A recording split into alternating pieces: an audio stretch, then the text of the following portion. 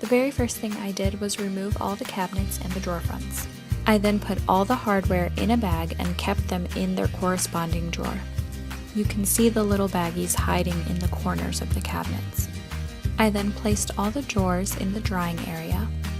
I raised them on plastic cups in order to make sure that they dry properly. I set up the drawers in the same order they go in the kitchen. I then taped off all the edges in the kitchen in order to protect the floors, the painted walls, and even the tile.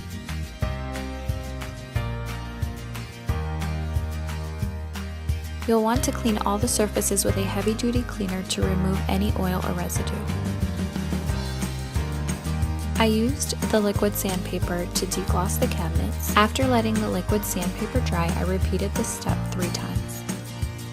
After the liquid sandpaper was really dry, I cleaned the cabinets one more time, and I vacuumed anything that could possibly stick to my primer or paint. It's time for the primer!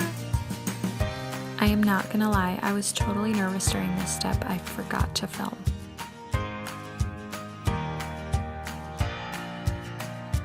When I prime, I go into the corners first, then I make sure to hit all the edges in order to ensure full coverage.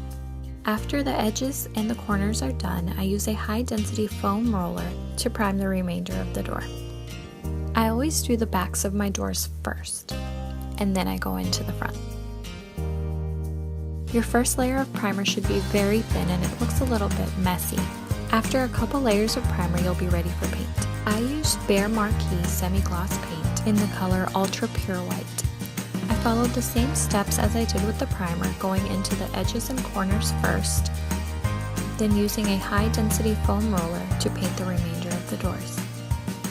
Again, I started with the backs of the doors and then I moved on to the fronts. When I was happy with the coverage and finish on the doors, I let them dry for about a week.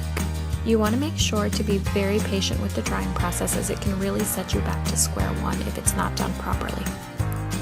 When the doors were completely dry, I painted on a coat of poly in order to give them a glossy finish. This time, I let the poly dry for about 3 days. Remember the baggies? It's time to reattach the doors.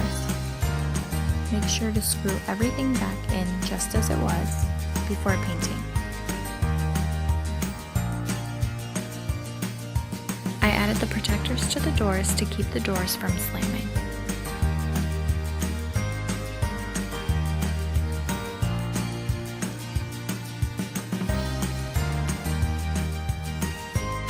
The very last thing I did was add hardware to my doors. That's it. I really hope you enjoyed the kitchen makeover.